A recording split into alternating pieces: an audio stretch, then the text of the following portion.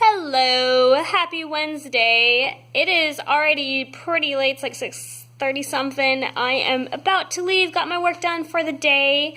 Wanted to give y'all an update. So today we were in the computer lab and the students were looking up reference images and printing them, or at least attempting to print them. For the first 3 classes of the day, we couldn't print because for some reason the computer wasn't connecting, or the printer and the computers weren't connecting together. I called IT, they came and fixed it towards the end of 3rd period. Ends up it had to be plugged into one of the computers in the network.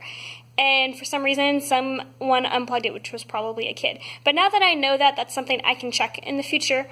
It seems like every single time we go to the computer lab, which we do 4 or 5 times a year, and we pretty much almost always go to the computer lab to print pictures as references.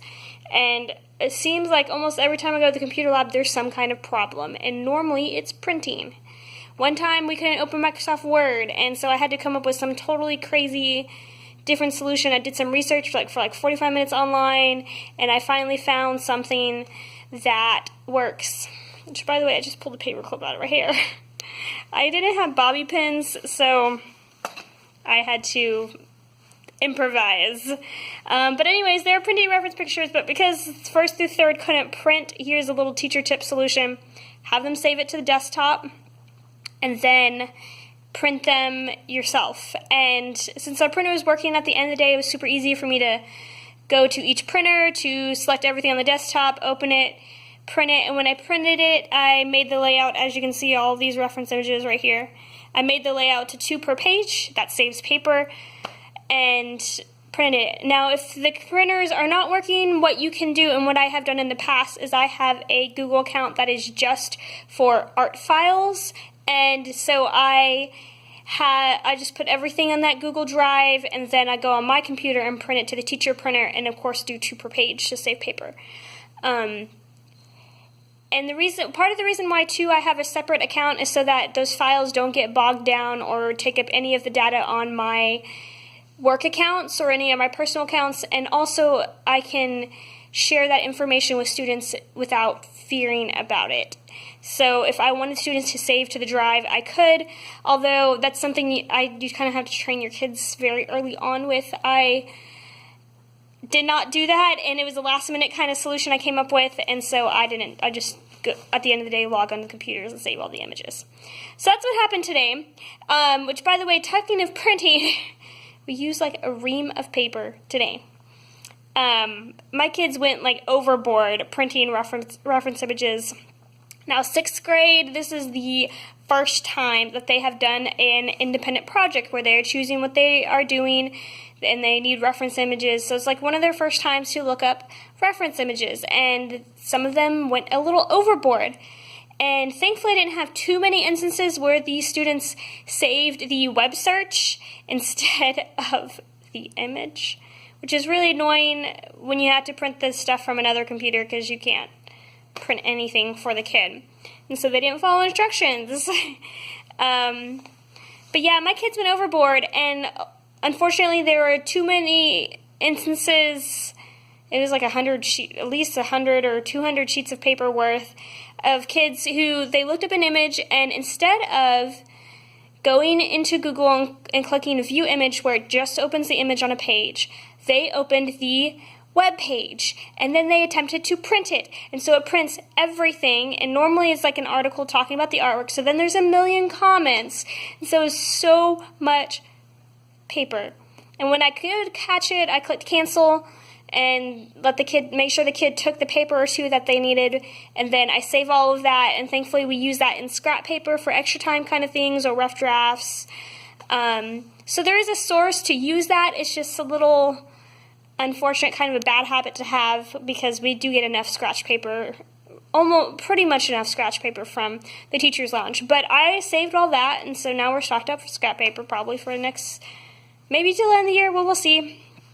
So that's what was happening today. Art 3 finally did start this. Yesterday they didn't get to start it. I don't remember what I said in my vlog yesterday, but Art 3 didn't really get to start it yesterday because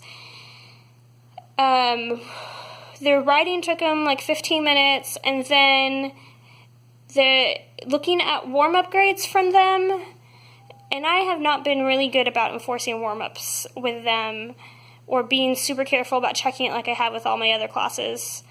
Partly because they're 8th graders, and if they do all their work and do everything else, warm-ups don't really matter. It's really just something to do to control the chaos when you come in the classroom. But 7 of my 16 students had a 0 on their warm-ups. And I know a lot of them did it, and they probably just didn't finish it for the week, so they didn't turn it in. Like, they turned in nothing. And instead of bothering with collecting all of that, yesterday I just gave them an alternate drawing assignment. It was like, and I let them vote. I didn't even say who got what grade. It's like 2 people got an 80, 7 people got a 0, everybody else got a failing grade. And they're like, can you tell us what grades? I was like, nope. You gotta make a decision. Are we gonna do this alternate assignment, or are we gonna take those grades? And everybody, of course, was like, we'll do the alternate assignment. So for every single student who turned that in, well, every student period who turned in that class, I just took a grade on that. And it helped a lot of people because, like, one girl had a 20, and so she got a 90-something on the drawing. So I just didn't do warm-ups at all. I just put that as a separate assignment in there, which I don't think I'm gonna do warm-ups for the last 6 weeks. We'll see. I have to think about that over the weekend. But yeah, so that's what's going on today. I need to go home. Well, I need to go buy toilet paper. I'm on my last roll of toilet paper.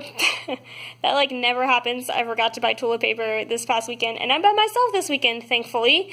So that means that I don't have to worry about running out too fast, but I just pulled out the last roll out of the cabinet this morning. So I gotta go do that. And by the way, I know if I am ever slacking on vlogs, which I am right now, I only have posted through last Monday, and it's because I have a lot of work to do. And this past weekend, I was like, okay, I'm going to get caught up on all my editing.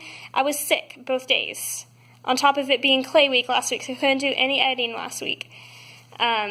So I have Tuesday edited, and then we'll look at editing more. Hopefully we can get caught up more. We have a 4-day weekend. Woo!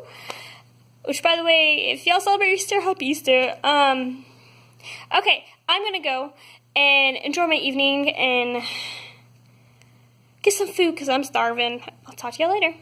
Hey, y'all. It is Thursday. It's technically Friday because we have tomorrow off. Easter is this weekend. We have tomorrow and Monday off, so 4-day weekend. Maybe I can finally catch up on editing vlogs. But other than that, I am totally ready to go. Today, students are just continuing to work on their independent projects. I'll show you real quick what I set up for them. Okay, so with these independent projects, one of the big goals is for students to be able to make their own choices, to make their own artwork. And so I give them a lot of options. For paper, we have 12 by 18, 9 by 12. Then they have painting supplies. There's tempera paint, and a couple, the purple and orange are acrylics. I don't have those in tempera. Watercolor pencils. Underneath here are the trays the paint trays that still have paint on them. They have watercolor, there's brushes, mixing trays, water cups.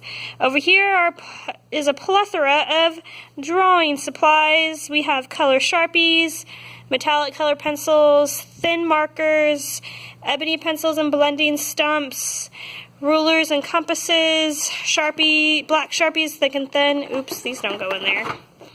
There we go, that's fixed. Then scissors and glue, a variety of kinds, and then as always we have color pencils and markers, and I decided last night to real quick go through all of the markers. I tested them and made the marker sets, and then the pencils I just refilled. So those are the choices that they had in terms of supplies, so it's lots of things to think about. Right now I'm gonna go. I'm gonna leave. It's 4:40. I probably could have left like 30 minutes ago, but I kept on gossiping and talking with people, which kind of neat because my husband's out of town this weekend, so it's kind of nice to socialize, be silly for a little bit. And hopefully I can remember to get here at a good time on Tuesday. But I'm just dropping my stuff and leaving. Like, my desk has a big pile of things on it. So I'm going to go and have a good weekend. I hope y'all have a good weekend. There really wasn't much going on in my classroom this week. There won't really be much going on next week either, because the whole week is just students working on their projects. So I'm not sure what's going to be going on next week. If they get really into the handle of actually working, then I can get on my things like getting ahead on my lesson plans as much as I can, just get those done for the year, on preparing everything I need, and then starting my end of the year stuff, which will definitely be a little bit more interesting for y'all, because it's a lot of content and stuff for y'all to learn about.